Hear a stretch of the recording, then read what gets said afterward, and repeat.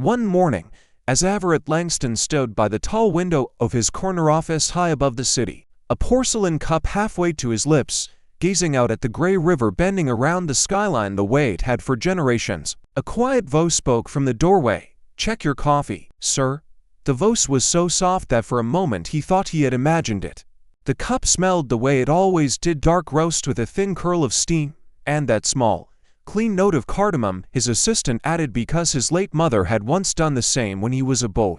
Everything was exactly as it should be, and yet the child was still standing there in the doorway, one hand resting against the frame, watching him with a stillness that did not belong to any child. "What did you say?" Everett asked. He recognized the boy, or believed he did, the son of someone on the cleaning staff, perhaps 9 or 10 years old.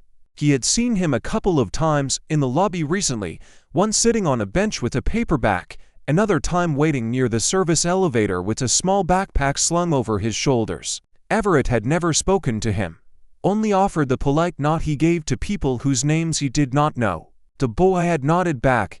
"Don't drink it, sir," the boy said. Louder this time. "Please, just don't drink it." Everett lowered the cup slowly. He was a man who had built his life on never reacting to surprises. He was the chairman of Langston Holdings, a private equity firm whose name graced buildings in the city and appeared in financial pages across several countries. He did not rearrange his morning because a child had appeared in his doorway. He did not change course because of a feeling. He looked at the boy and kept his voice steady and patient. "Son, how did you get up here?" The boy did not answer the question. His eyes were not the eyes of a child playing a game. They were the eyes of someone who had waited in a stairwell for a long time, deciding whether to be brave. "The man who brought it," the boy said. "I saw him in the hallway outside the kitchen this morning. He was holding a small bottle in his hand. He poured something into a cup. Then he wiped the bottle with a napkin and put it in his pocket. Then he carried the cup down the hall to your office." Everett did not move. He felt his heartbeat in a place he rarely noticed, low in his chest beneath the bone. The cup in his hand was suddenly very warm. He set it down carefully on the small marble table beside the window, but he did not let go. He simply left his fingers wrapped around the porcelain because he was not yet ready to step away from it. "Which man?" he asked quietly. "What did he look like?" The boy thought before he answered. He carried the kind of carefulness Everett had seen only in people who had learned early that the wrong word in the wrong room could end everything. "He was tall," the boy said. "Dark hair combed back. He wore a gray suit, not a black one. He had a silver watch on his right wrist, not his left. And he wasn't wearing a name badge, though everyone else in that hallway was. That was what I noticed first. That's why I followed him." Everett closed his eyes for one long second. Many people worked on this floor at any hour, yet he could have named only a few without checking his calendar. He had not looked up when the cup was placed on his desk that morning. He had been on a call, and the small porcelain cup with its thin curl of steam had simply appeared beside his elbow the way it always did. He opened his eyes. "What is your name?" The boy hesitated. "Marcus, Marcus," Everett repeated, tucking the name into the part of his mind where important things were kept. "Marcus, I want you to step inside. Close the door behind you slowly, and come stand by the window with me. Don't run. Don't look back down the hallway. Just close the door and come here." The boy did exactly as he was told. He pushed the heavy glass door shut with both hands, careful not to let it slam, then walked across the pale carpet until he stood beside the marble table where the untouched coffee waited. Up close, Everett could see the boy's faded navy shirt had a small tear near the hem that someone had mended with thread that did not quite match. His shoes were clean but scuffed at the toes. He smelled faintly of the lemon soap from the building's restrooms. And Everett understood without asking that the boy had washed his hands carefully before coming up, because he had wanted to look presentable when he told a stranger that someone was trying to kill him. "Marcus," Everett said quietly, "tell me everything, slowly, from the beginning. Don't skip anything. When did you first see this man?" The boy drew a small breath. His shoulders trembled once, then settled, the way a bird settles on a branch after a long flight. "It was about an hour ago. Maybe a little more. My mom works on the cleaning crew on a lower floor. I came up with her because there's no school today, and the babysitter canceled. She told me to sit in the break room and read, and not bother anyone. I was on chapter 6 when I needed the bathroom. I took the wrong turn coming back and ended up in the catering hallway near the freight elevator, where they bring up the coffee and breakfast trays. Go on. That's where I saw him. He was standing by one of the steel carts with the silver lids. He had a white cup like that one. Marcus nodded toward the marble table without looking directly at the coffee. He had a small brown bottle in his other hand, about the size of eye drops. He unscrewed the cap and poured something into the cup. He was careful.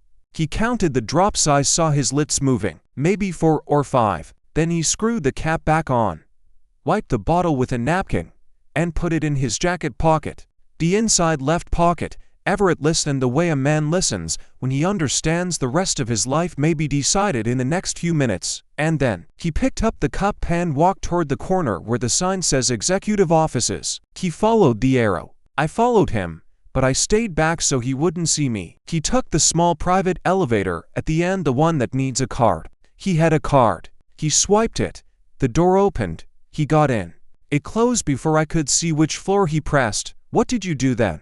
I went back to the break room. I tried to read again, but I kept thinking about the bottle. Why would a man put drops in coffee, wet the bottle, and hide it? People don't do that with sugar or milk.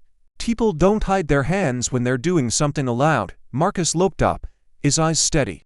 My mom always says, if something doesn't look right, it isn't right. So I got up and asked the security man at the desk what floor the executive offices were on. He told me the top floor, the chairman's office, your name. Then I took the stairs. Everett studied him for a long moment. The stairs. From a lower floor up here by yourself? Yes, sir. I didn't want to use the elevator in case he was on it. Marcus paused. I'm sorry it took so long. I had to stop twice on the landings because I was breathing hard. I didn't want you to think I was lying. Everett Langston, who had not cried in front of another person in many years, felt something sharp move behind his eyes. He did not let it show. He simply nodded once and looked toward the window so the boy would not see whatever was in his face. The river moved the way it always moved, dark and slow beneath the pale sky. A small barge was working its way south. Everett watched it for the length of 2 breaths, then turned back. Marcus, listen carefully. I want you to stay in this office with me for a while. I am not calling anyone yet. I am not drinking that coffee. I am not leaving this room. Sit on the sofa by the bookshelf. Put your feet up if you like. There is orange juice, water, and chocolate milk in the small refrigerator behind the bar. My granddaughter likes those. Have whatever you want. Do you understand? Yes, sir. Good. I am going to make 2 phone calls. While I do, drink something and rest. You ran up the stairs to save a man you don't know. You don't have to do anything else right now. Marcus walked to the sofa and sat on the very edge, the way a child sits when he is not sure he is allowed to be there. He folded his hands in his lap and waited. Everett picked up the phone. He did not call security. He did not call the police. He called Calvin Rhee, the head of his personal protection detail for many years. A man who had once been a senior federal agent before deciding he would rather protect one man than an entire country. Calvin, Everett said, when the line opened. I need you in my office, now. Use the south stairwell. Do not use the elevator. Do not speak to anyone on the way up. When you reach my door, knock twice. Pause. Then knock once more. Do not announce yourself by name. Do you understand? There was a brief pause. Calvin Rhee had heard Everett use this tone only a handful of times in all their years together. He asked no questions. On my way. Everett set the phone down and looked again at the cup. It was still warm. He thought of all the mornings a similar cup had appeared beside his elbow, and how many of them had been exactly what they seemed and how many, perhaps, had not. He did not need the answer yet. He needed only the answer about this one. He sat and looked across the desk at Marcus, who was now sipping chocolate milk slowly with both hands wrapped around the small bottle the way a much younger child might. Debo met his eyes and gave a small, serious nod, as if to say, I am still here. I am not going anywhere. Marcus, Everett said quietly. While we wait. One more question. The man in the catering hallway, did you see his face clearly enough to recognize him again? If I showed you a photograph, could you tell me if it was him? Marcus thought about that, then nodded once. His shoulders eased the smallest fraction. The phone buzzed. Everett answered. It was Calvin, his voice low and quick. Everett, I'm in the catering hallway now. The carts match what the boy described. The camera feed from this morning has a gap. The system called it a routine refresh. It wasn't. Someone pulled the feed and looped it. They were sloppy. The same pigeon flies past the window several times in a short span. I'm pulling the original from backup now. How long? Some time for the footage. The lad should have a preliminary on the cup soon. Calvin, the camera was pulled. That means someone inside the building? Yes. Someone with access to the security system? Yes. A short silence. Everett, Calvin said quietly. Only a handful of people in this building have that level of access. You're one. I'm another. That leaves a few others. Everett closed his eyes for one long second. Get me the list. And get me the footage. He hung up and looked at Marcus. I need to make one more call. After that, lunch will come up. You'll eat something hot. Then I'll ask you to look at some photographs and tell me, Fanny of the faces is the man you saw? Yes, sir. Everett dialed a number he had memorized years ago and used only a handful of times since. It rang twice. It's Everett. I need a quiet sweep of my building. Done soon. I'm not calling the authorities yet. I want to know what I'm dealing with before I decide what to do. Send people who can come in as maintenance, who won't ask questions of my staff. I want eyes on every floor by this afternoon. He listened, then said, Thank you, Elias, and hung up. He did not explain the call. Marcus did not ask. They waited together in the quiet office. Some time later Calvin returned, knocked the pattern, and laid two folders on the desk. The first held phone records. The second held a photograph and a short summary. The call to Leonard's office this morning came from a prepaid phone bought at a convenience store some weeks ago, Calvin said. That same phone made 2 other calls in the past month, both to Spencer Holt, both longer than half an hour. Everett looked at the records and said nothing. Damien Frost, Calvin continued, is not Damien Frost. His real name is Victor Lang. He spent many years in private security abroad. He left his last post under circumstances serious enough to end his career on that continent. He returned to the United States a couple of years ago and has been available for quiet hire at the right price. He has been linked to a couple of suspicious deaths that were never formally investigated. He is the kind of man you bring in when you want a problem to look like an accident. And Leonard, Calvin said, exhaling slowly. Leonard has been making payments to a holding company that traces back to Spencer Holt for several months. The payments are hidden inside legitimate vendor invoices in the medical division. The total is significant. He began them soon after Spencer was forced out. I have the bank trail. It's clean enough for a prosecutor. Everett opened the second folder. The photograph showed Leonard Pike, his chief financial officer of many years. A man who had stood beside him through difficult times, sitting at a corner table in a small restaurant with Spencer Holt and Victor Lang. The photograph was recent. All 3 men were laughing. Everett closed the folder. Calvin, called Detective Ramirez. I'm ready now. What happened over the next couple of days moved with the speed that resources and preparation can buy when they point in the same direction. Leonard Pike was arrested in his office that evening. He did not resist. He looked like a man who had been waiting for a long time. Spencer Holt was taken at a hotel shortly afterward. Victor Lang was found in a rental car at the border the next morning. The prepaid phone still in the glove compartment. A few days later the charges were read on the courthouse steps. Conspiracy to commit murder, attempted murder, hiring an assassin, wire fraud, embezzlement, identity fraud. The lab results from the cup and the security footage were entered into evidence. The testimony of a young boy named Marcus Hill, who had climbed several flights of stairs to tell a stranger that something did not look right, became the cornerstone of the prosecution. Everett attended only the arraignment. He had seen enough. He had seen Leonard's face across the courtroom, and Leonard had not looked at him. Everett understood then that any conversation he might once have wanted with the man he had trusted for years would never happen. Some doors close in a single morning and cannot be opened again.